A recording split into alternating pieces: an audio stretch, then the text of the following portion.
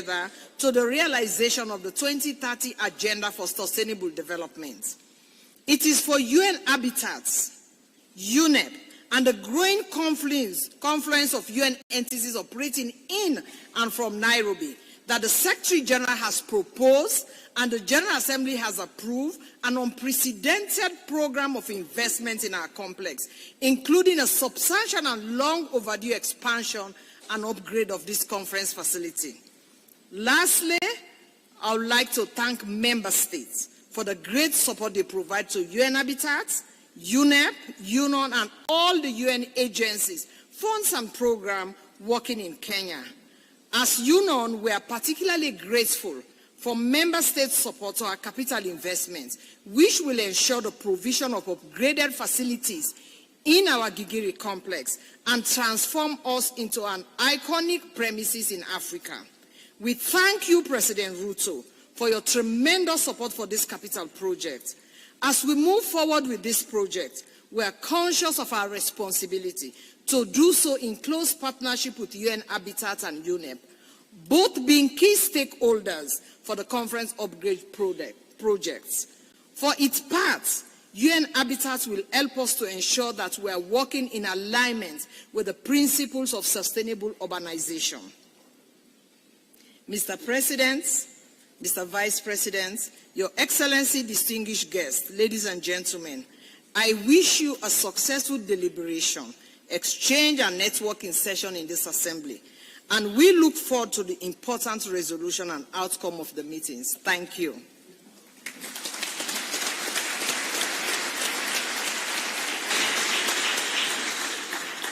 I thank you, Madame Bangura, for this very informative statement, and on behalf of the UN Habitat Assembly, I wish to thank you for your warm welcome on this beautiful compound. Excellencies, distinguished delegates, I now call on Mr. Lee Yunhua, Under-Secretary General of the United Nations Department of Economic Affairs, to share some brief remarks and to introduce, throughout a video recording, the statement of the United Nations Secretary General, Mr. Antonio Guterres.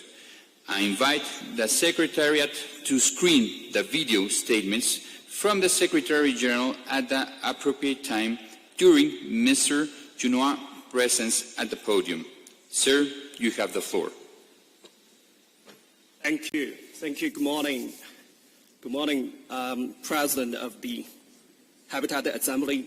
Distinguished delegate, may I have the honor to invite you to watch the video addressed by the Secretary General, Mr. Guterres. Please. Excellencies, friends, cities are central to the human story. Through much of our history, they have driven progress. The decisions taken in them have determined our path. Ideas and innovations that originated in cities have shaped our world. And today their role is more important than ever, because the UN Habitat Assembly meets amidst a world in crisis. Inequalities are increasing, global temperatures are rising with catastrophic effects. Debt is straining developing countries' economies to the limit. And halfway to the deadline for the 2030 Agenda for Sustainable Development, we are leaving more than half the world behind. COVID-19 has hobbled progress in poverty reduction. An estimated 670 million still live in extreme poverty, and over 1 billion people still live in slums, driven to cities not due to jobs and opportunities as in the past, but lack of services elsewhere. There is still time to reverse these trends. But to do so, we must fight for the future we want, the future envisaged in the SDGs, the new urban agenda and the Paris Agreement. Cities are critical battlegrounds. They generate 70% of global emissions. They house half of humanity. And by 2050, over 2 billion more people will call them home. My report, Our Common Agenda, calls for a reinvigorated and more inclusive multilateralism, recognizing the pivotal role cities and other local authorities play in addressing the challenges we face. Such multilateralism is vital to help cities to play their part, to ensure the finance, information and support is in place for them to become resilient, inclusive and sustainable. Multilateralism must support cities to take action on climate, advance access to affordable housing, and deliver the local initiatives needed to make the SDGs a reality. I'm confident that this UN Habitat Assembly will advance these aims, including through your ministerial declaration. Together, we can achieve the sustainable urban future we need to build a peaceful, prosperous and healthy world for all. Thank you.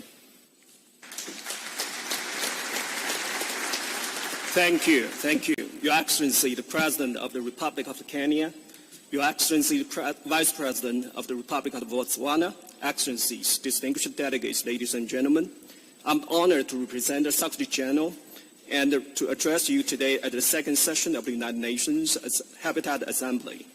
Cities have played a foundational role in shaping our societies. They have often served as a symbol of development success. Therefore, your focus today on driving forward a sustainable urban future through inclusive and effective multilateralism is relevant and well-timed, Excellencies. In the coming September, world leaders will gather at the SDG Summit to be held in New York to mark the halfway point on our journey towards the 2030 Agenda for Sustainable Development. But all reviews of the progress today have found us lacking behind. Despite our promise to leave no one behind, some 670 million people live in extreme poverty. Almost 1/4 of the young people are without school, training, or employment. And the safe access to the water and the sanitation services still affects billions.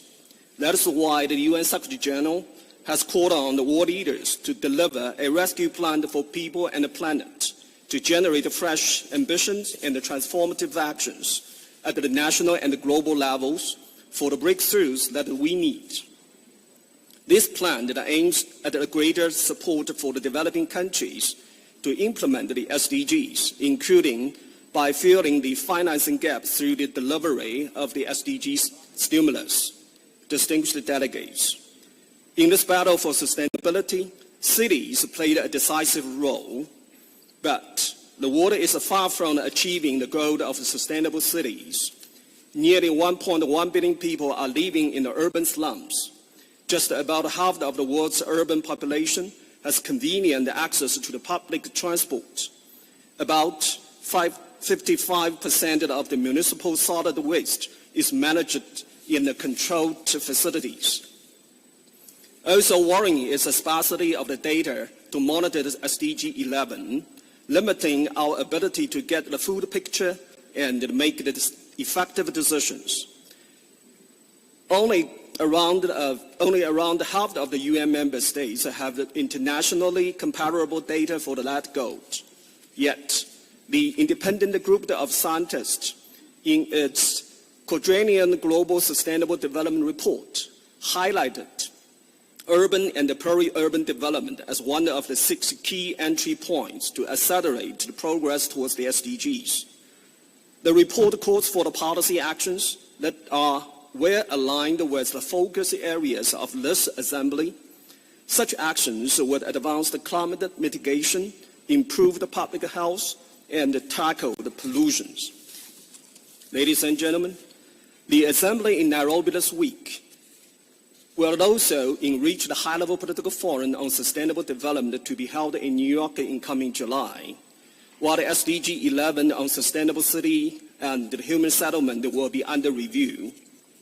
Rapid urbanization is a reality of our time. We must ensure that this trend results in the better standards of the living for all the peoples in a healthy planet. Let us join to ensure that sustainable urban development remains high on the multilateral agenda and embedded in our development endeavors around the world. I wish you a great success in this assembly. Thank you.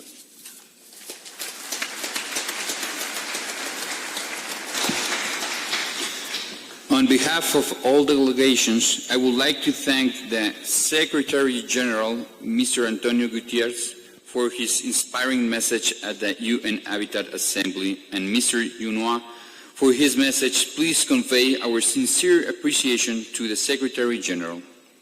I understand we have a short message from the President of the United Nations General Assembly. Secretary, if we have it, please screen it now.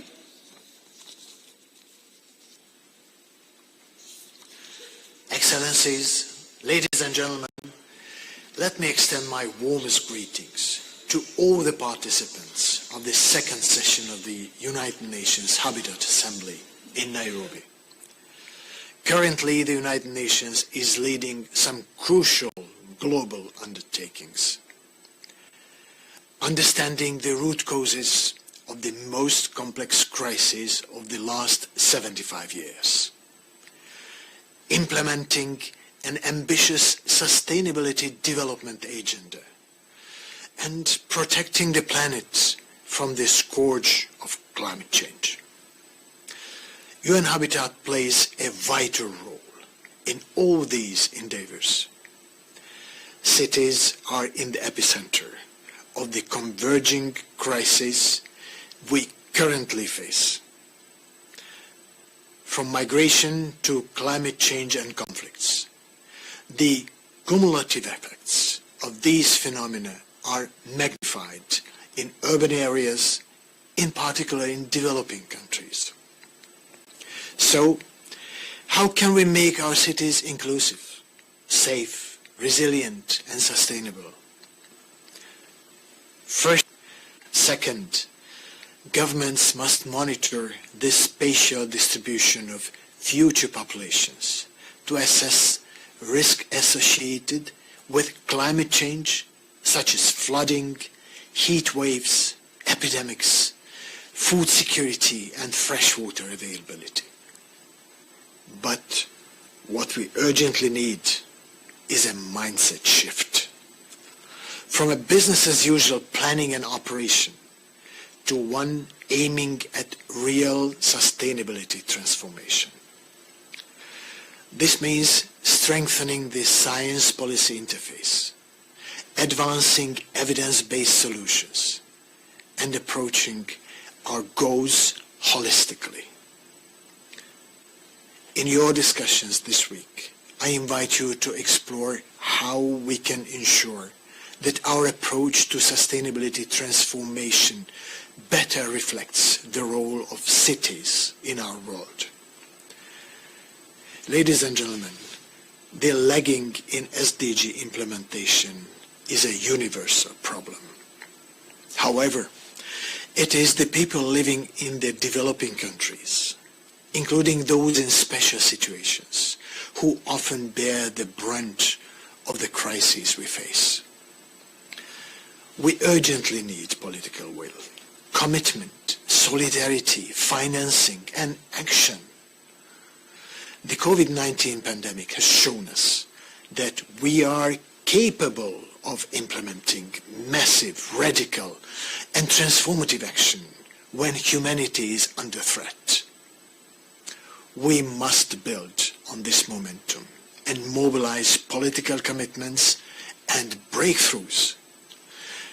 Ahead of the SDG Summit, I invite you to review the lessons learned from the national voluntary reviews, unlock new commitments, and adopt innovative policies based on scientific inputs.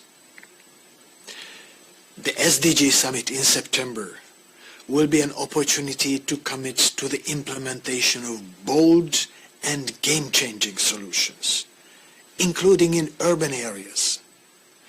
Understanding the interdependence of the global goals is crucial to unlocking their full potential, optimizing resources, and achieving successful outcomes. I'm confident that this second session of the UN Habitat Assembly will yield fruitful outcomes. I eagerly await the results. Thank you.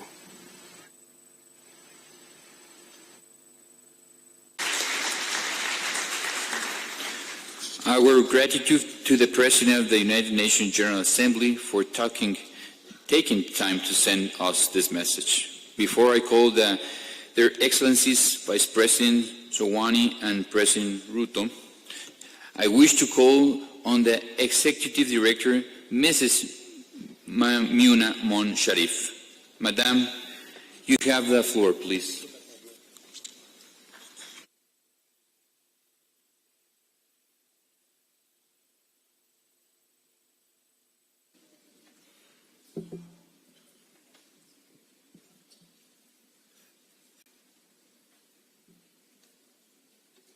Thank you, Mr. President of Habitat Assembly.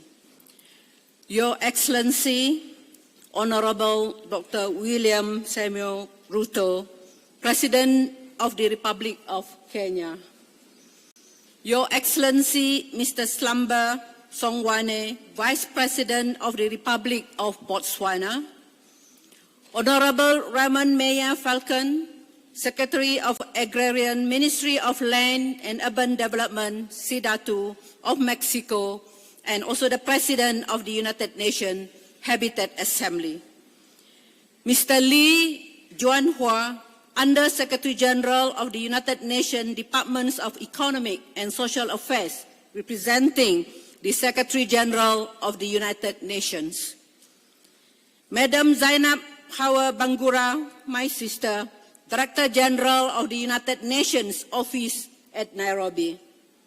Heads of delegations, Your Excellencies, parliamentarian, ambassadors, permanent representatives, and members of the diplomatic corps, mayors and local government representatives, representatives of the UN Habitat Partners, the private sector, and civil society organizations, distinguished delegates, members of the press, colleagues, friends, ladies and gentlemen, Karibuni sana Nairobi.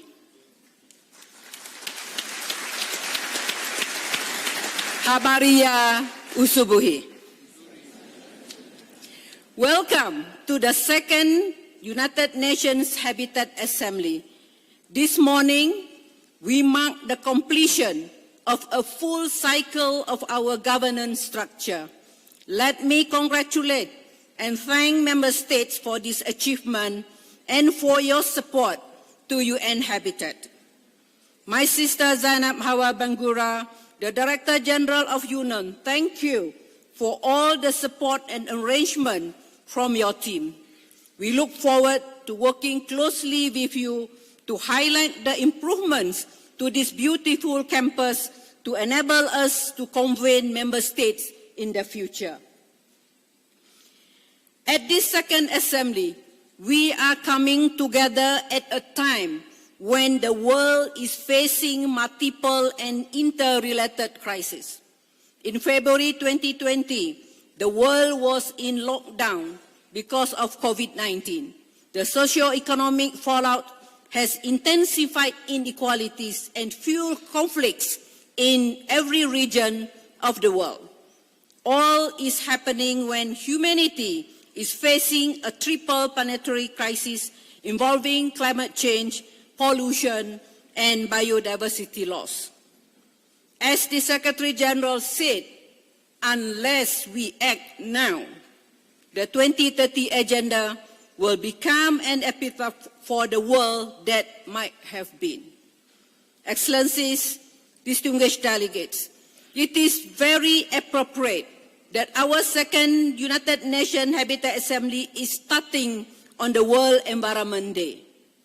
It is significant because the climate goals, the Paris Agreement, and our aspirations to keep global warming within 1.5 degrees can only be achieved if member states prioritize sustainable urbanization as the basis of sustainable development. We are grateful for the first time 50 ministers of housing and planning met in COP27 in Sharm el-Sheikh, Egypt, to ensure that we mainstream and prioritize a just transition of our cities and communities for the sake of future generations. The reality is that impact of extreme climate events, conflicts, natural disasters, global pandemic, and the cost of living crisis are felt first and foremost in cities. Their secondary effects, often long-term in nature, and are also visited upon urban areas. Multi-dimensional inequalities continue to deepen between and within countries and territories, weakening the social contract that forms the foundations of our society. Your Excellency, President Ruto, I am very grateful for the continued support of Kenya for UN Habitat, especially we are celebrating 45 years in Nairobi, Kenya. Kenya, under your leadership, continues to be a beacon of hope. As you know firsthand, those of us from humble beginnings understand how adequate housing and urbanization can deliver a better quality of life. The more well-planned and well-organized, the more people we can uplift from poverty. Unfortunately, humanity's over-reliance on carbon and consumption is not only killing our planet, but also leaving some 3 billion people in inadequate housing. Even in the most advanced countries, an increasing number of citizens are homelessness. They are joined by 1.5 billion currently residing in poor and unhealthy housing. Excellencies, distinguished delegates, the challenge before us is enormous. The only way we can achieve positive and transformative impact on the ground is not to go it alone, but to embrace multilateral action. Here, I would like to quote a Swahili proverb that reads, "Unity is strength, division is weakness." To answer the call of Member States to set priorities, we have taken guidance from Member States at the high-level meeting on the implementation of the new urban agenda last year. We are also grateful for inputs from ministerial roundtables at the 11th session of the World Urban Forum and at COP27, respectively.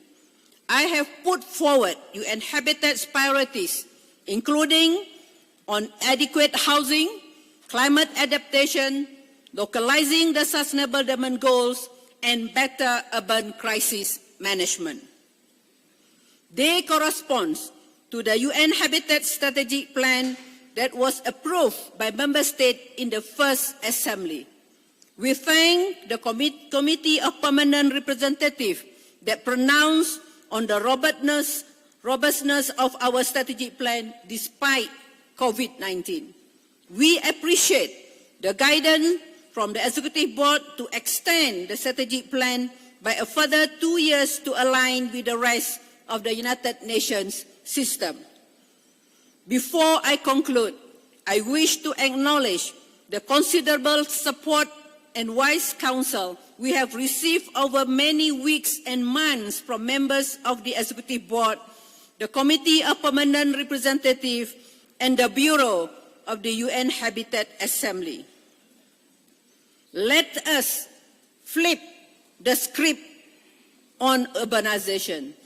We need practical and pragmatic ways to transform our cities into champions of zero waste. We need to formulate policies that guide countries towards carbon neutrality.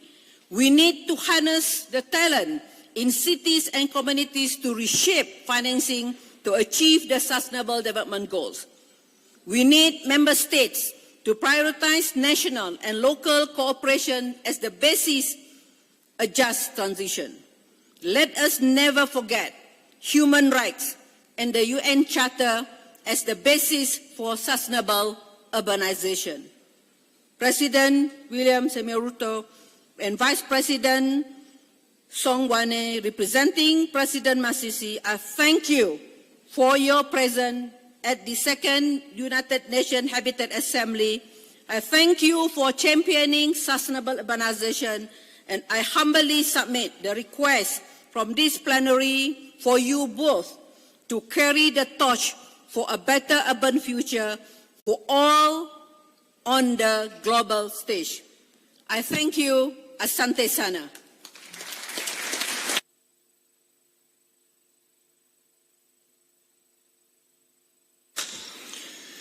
Thank you, Madam, for the very wise words and the assurance that this organization is now back on its right track and can go nowhere but forward. We will now have a pleasure of listening to a very nice program of Art of Music Foundation, which is a musical group called Ghetto Classics, a very unique orchestra which uses music education to provide the youth with opportunities to better themselves and their community by giving them the life skills that come with the discipline of studying music. Your Excellencies, Vice President Shawani and President Ruto, I hope you don't mind the upcoming very short interlude to prepare us to hear your words. We will now hear from Ghetto Classics.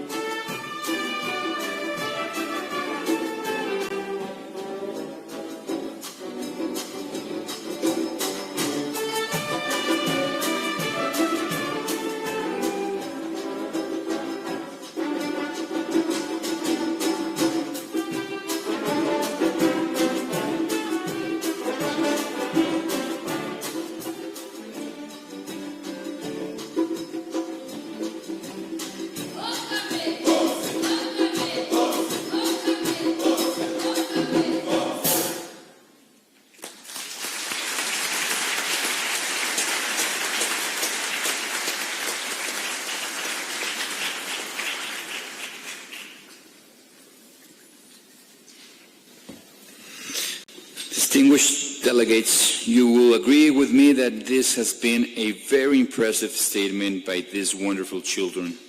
Let's give them a round of applause again. Thank you, Ghetto Classics.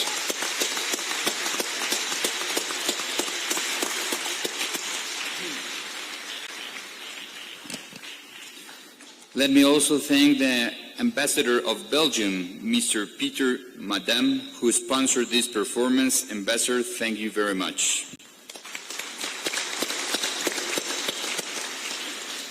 Distinguished delegates, ladies and gentlemen, it is now my distinct honor and pleasure to invite His Excellency Vice President Zwane and Botswana, who is a strong supporter and friend of not only the UN Habitat, but of the United Nations, including in the Economic and Social Council, Landlocked Development Countries Group, and in the Kimberley process. Mr. Vice President, we will feel very honored that despite your busy schedule, and you could find time not just for UN Habitat, but for the United Nations as a whole. Thank you, and you have the floor.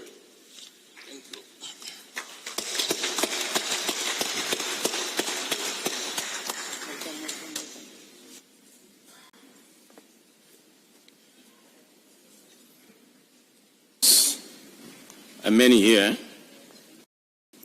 First, let me recognize Your Excellency Dr. William Samoei Ruto, President of the Republic of Kenya. Let me recognize Honorable Romain Mayor Falcon, the Secretary, Agrarian, Territorial and Urban Development of Mexico, and President of the UN Habitat Assembly. Recognize honorable ministers here present. I also recognize Ms. Bagwara, Director General Union. Madam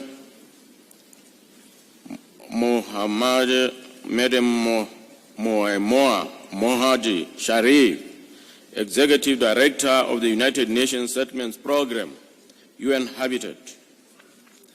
Allow me also to recognize all of you, distinguished delegates, colleagues, friends, and ladies and gentlemen, safe to say, all protocol observed. Your Excellency, Dr. William Samoei Ruto, President of the Great Republic of Kenya, and Ms. Rachel Ruto, distinguished heads of state and governments here present, Excellencies, the Director General of the United Nations Office in Nairobi, Ms. Bangura, Executive Director of UN Habitat, Ms. Samona Mohad Sharif, distinguished ladies and gentlemen, a very good morning. Allow me on the onset to thank His Excellency Dr. William Ruto for inviting His Excellency the President of Botswana, Dr. Mokgweetsi Masisi, whom I have the honor to represent here today. Sadly, our President's absence is due to the passing on of his dear mother, Ms. Precious Maseo Masisi, on Saturday night, June the 3rd, 2023. As the nation mourns her death, we pray for Almighty God's comfort to the family, relatives, and friends. The theme for this assembly is, as we are all aware, a sustainable urban future through inclusive and effective multilateralism, achieving the sustainable development goals in times of global crisis. End of quote. It comes at a crucial time. It comes at a crucial time when the world is grappling with environmental crisis, at the same time recovering from the COVID-19 pandemic, particularly in cities and human settlements where people are highly concentrated. The theme is apt as it underscores the need to develop global solidarity to address global challenges, including the rapid trend of urbanization.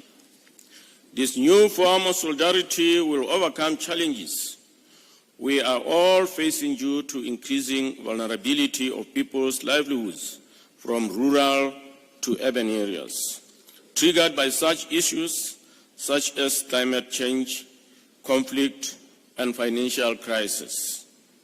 It cannot be business as usual. We need to inspire the coming generation and make sure that prosperity is based on values of social cohesion and humanity, while leaving no one behind.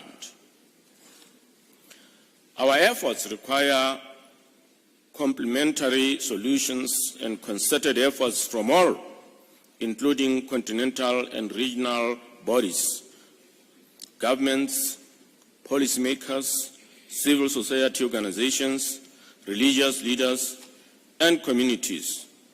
That is how we build and strengthen resilience. The African continent, which has the highest urbanization rate in the world, is expected to reach the urban transition by 2030, with half of the population living in urban areas. We can change that. Urban transition offers great opportunities which this assembly must address. In most of our countries, rapid urbanization gives rise to housing deficit, growth of informal settlements, inadequate urban basic infrastructures such as energy, health facilities, transport, water, and sanitation services. These are worsened by lack of capacity for proper planning, governance, as well as financial constraints. All these problems indicate policy and implementation failures and contradict our principles and commitments to the new urban agenda. Excellencies, Madam Executive Director, for Africa, if urbanization does not come with digital economic transformation, mindset change, and the industrialization dynamic as expected, it will be a missed opportunity. There must be a linkage between sustainable urbanization and job creation, livelihood opportunities, and improved quality of life. Urbanization without adequate productive jobs will jeopardize not only our development efforts, but also peace and security. Many governments are still contending with managing the rising expectations of citizens that stem from rapid urbanization and delayed socio-economic transformation. The unmet expectations of the people have contributed to growing frustration to the elderly people with disabilities, and particularly the youth, who demand a better tomorrow. Let us learn from the mistakes that others did and change the paradigm in Africa. Let us strive to reverse the trend with well-managed and planned urbanization that ensures sustainable development. Good governance dictates that our technocrats in the relevant disciplines and professions must up their acts to deliver on the promises that we made to our people. Botswana is ready with other member states to demonstrate the relevance of urbanization as a mega trend and to compare notes on policies and programs towards transforming our states, to raise awareness and advance the concept of resilience and sustainable cities. The planning and development of resilient cities and human settlements has become a priority and should be based on solid partnerships among institutions, including the private sector, in and outside the Southern African region. The expert leadership of the United Nations is pivotal to the strategic thrust and action. I also urged that as African countries, we commit to elevate the African urban agenda at the level of the African Union. Together, we can leverage urbanization as an engine for economic transformation.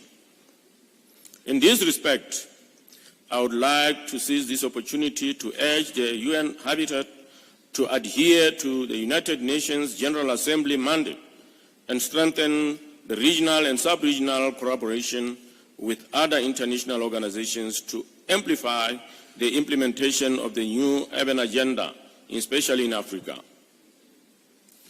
Regional economic communities and specialized regional entities can be the anchor of regional solutions and collaborations to promote sustainable urbanization building on the new framework of the African Continental Free Trade Area that requires viable cities and to be effective. Excellencies, before I conclude, I wish to commend Ms. Mamouna Mohadi Sharif, the Executive Director of the UN Habitat, for her sterling leadership. She has tirelessly spearheaded key initiatives amid positioning the organization as a leader in sustainable urbanization. You can continue, Madam Executive Director, to count on Botswana's support to fulfill this important mandate. Finally, I sincerely hope that this second session of the United Nations Habitat Assembly will renew our commitment to implementing the new urban agenda with renewed vigor, determination, and visibility at the national levels. I thank you. Asante sana.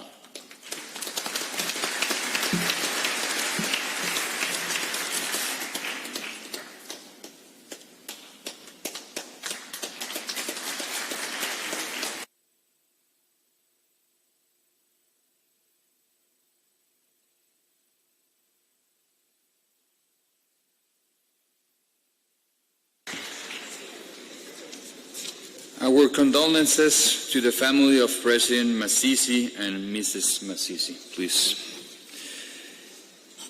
Mr. Vice President, I'm grateful for your thoughtful, provoking address and for your country's unwavering commitment for social, economic development and finding enduring solutions to poverty. I thank you.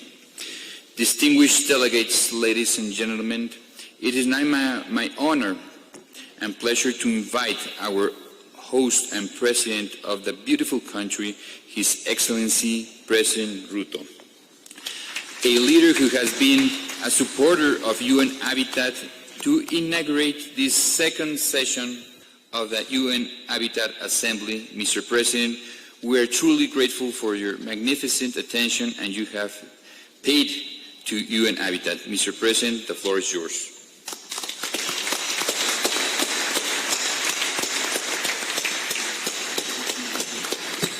Thank you very much. Ladies and gentlemen, please let's take our seats.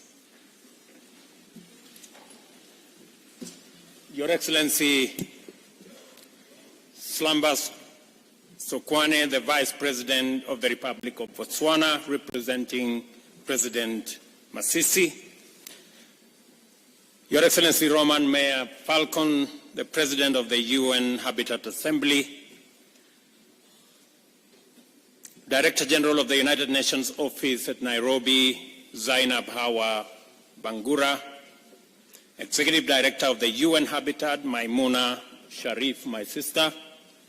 Honorable Ministers and Heads of Delegations, Mayors and representatives of local and regional governments, delegates, distinguished ladies and gentlemen, good morning and welcome to Nairobi.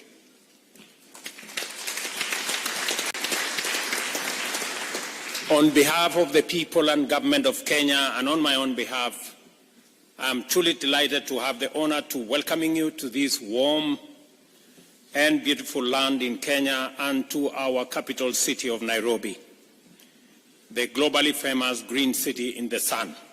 I hope you have already experienced our people's legendary hospitality and that you will find some time to explore and enjoy the attractions which have earned us the name Magical Kenya. Maybe at this point it is important for me to tell you maybe 3 things that are important for your stay in Nairobi.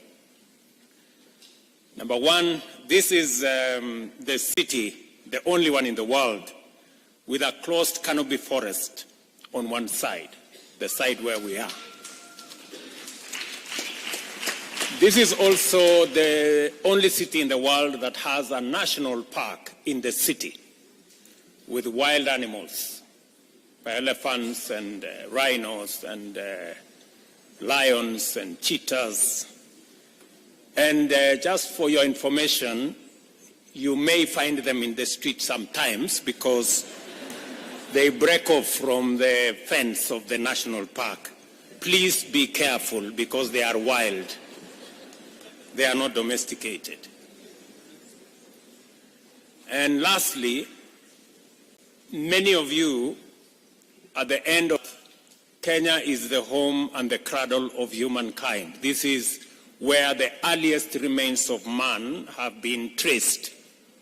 So when you find yourself feeling at home and having a problem going back to Europe and America and the rest of Africa, just know that you are at home.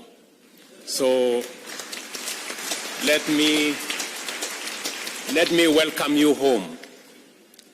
In fact, we are considering removing all requirements of travel and visa because it's not fair for anybody to be asked for visa when they are going home.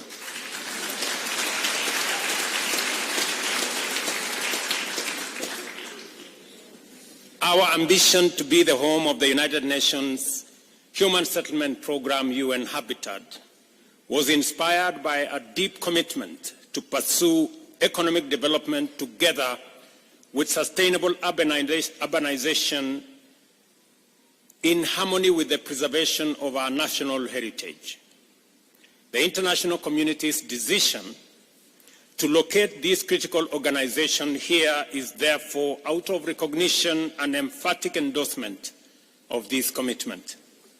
Our experience in balancing the imperatives of industrialization, sustainable urbanization, and ecological responsibility as fundamental components of socio-economic transformation has had its challenges and setbacks. But we are persuaded now, more than ever, that not only is it worthwhile and feasible, but it also enhances the efficiency, safety, beauty, and livability of our cities. Even now, challenges exist with variety and on a scale that is unprecedented. The world is emerging from a devastating pandemic whilst grappling with a relentless economic crisis driven by geopolitical tensions as well as the triple planetary crisis of pollution, loss of biodiversity, and of course, climate change. As a consequence, millions of people throughout the world have been adversely affected, including through threats to life and also threats to livelihoods. In addition to normal migration to urban areas, millions of people displaced by the recent social, economic, and political upheavals joined the poor, vulnerable, underserved, and marginal segments of our urban populations. For better or for worse, the world population has reached 8 billion people, 57% of whom live in urban areas. These numbers are expected to increase steadily in the coming years, but urban populations are projected to rise even faster In the global south, the rates will be even more pronounced, whilst in Africa, where the median age is 19, urban populations will be very youthful, presenting a novel set of challenges and opportunities for national economic and urban planning and general development. Urban centers have always held the most intense concentrations of both best and the worst human possibilities: wealth and poverty, well-being and suffering, dignity and misery, all in one ecosystem. As a result, they are also the theaters of the starkest inequalities in human opportunities and human outcomes. The explosion in global populations as well as urbanization has immense implications for global production and consumption, with humanity poised firmly between trends and practices likely to overwhelm the planet's capacity to support life on one end and clean, green, efficient, and abundant sustainability on the other end.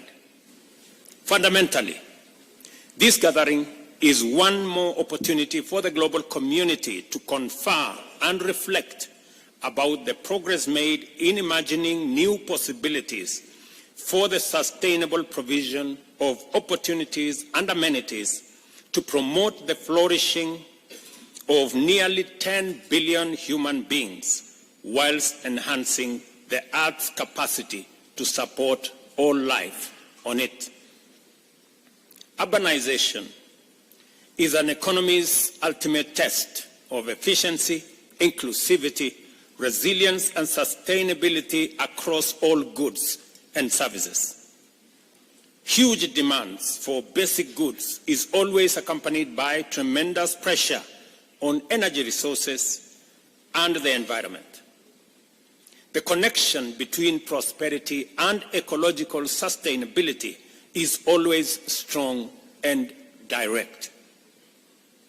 How we perform in this test depends on the type and quality of decisions, choices, strategies, and policies that we make and pursue, which in turn reflects the depth of our deliberations and attention to the agenda in forums like this one. Our progress in affirming the fundamental right to decent housing is critical to the achievement of sustainable urbanization in terms of SDG number 11. Recognizing this imperative and realizing that more than half of Kenya's population will live in urban areas by 2050, we have integrated universal housing as a critical pillar of the national bottom-up economic transformation agenda. Into the housing program, we have further mainstreamed sustainable urban practices of green building, green spaces, adoption of low-carbon energy use, including low-carbon transport solutions, as well as urban agriculture and effective waste management. The governor of Nairobi informed me this morning that he made sure that all the delegates were transported on buses that do not use fossil fuels. That all the buses that were used to transport delegates here were using green energy.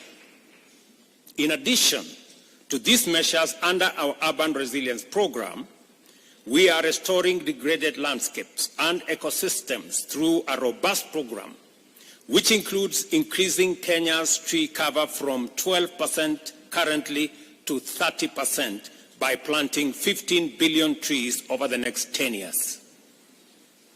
Our capacity to coherently pursue these vital objectives has been significantly bolstered by the government's policy to mainstream sustainable development goals generally, and more pertinently, number 11 on sustainable cities and communities, and number 13 on climate action into national development planning and implementation. A key barrier to our aspiration for sustainable urbanization happens to be the very impediment to efficient, sustainable climate action in the global South and Africa, and that is sufficient and affordable financing. As a result, we are unable to effectively pursue all the opportunities in sustainable urbanization and leverage them to promote the broader agenda of economic transformation, climate action, and sustainable development. Our discussions must therefore pay due attention to the fact that the prevalent unjustness of the international financial architecture and the discriminatory practices inherent in development financing are iniquitous insofar as they directly and indirectly exacerbate the vulnerability of the majority of humanity.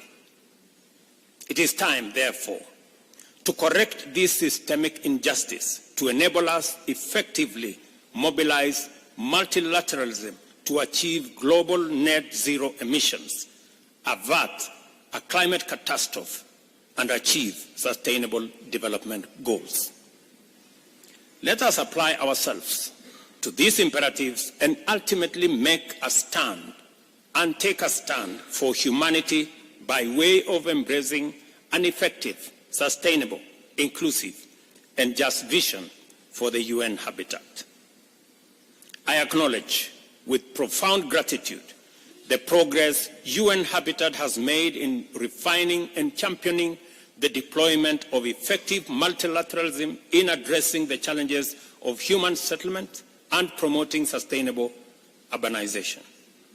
For this reason, I believe it is necessary to reiterate here the urgent need and immense importance of strengthening UN Habitat and enhancing its capacity to support member states in advancing the agenda of sustainable urbanization and human settlement. Clearly,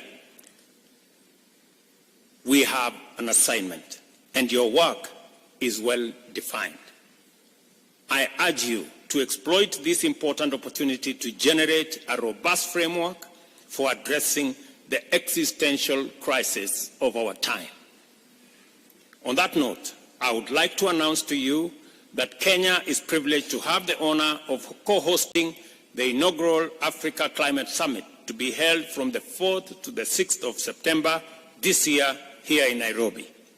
The summit will be Africa's opportunity to refine its position in preparation for COP28, which I hope is going to be the last COP for us to host, where we expect to articulate our agenda in a strong, clear, united, and effective voice.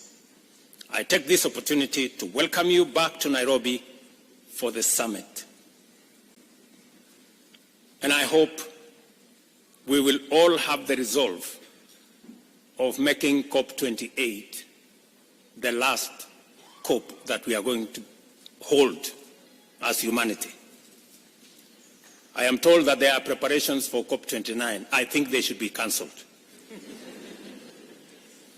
Because it is possible for us to agree on a framework that will bring everybody on board. And as a continent, we will be going to COP28 with a clear mind on what we need to do and how Africa and the global South can work with the global North, not as adversaries, but as partners to be able to resolve the climate crisis and present ourselves the opportunity to have a win-win outcome that has no finger pointing.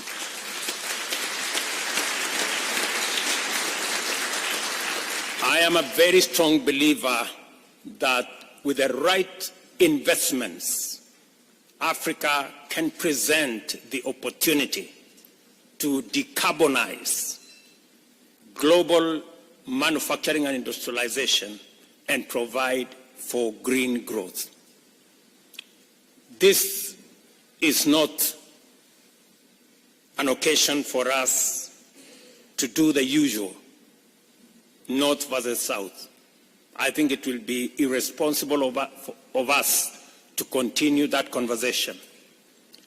The South is as in danger as is the North on this matter of climate change. None of us is safe. And therefore, we should act in concert, we should act together, and we should seek a win-win outcome. The second session of the UN Habitat Assembly is now officially open, and I thank you.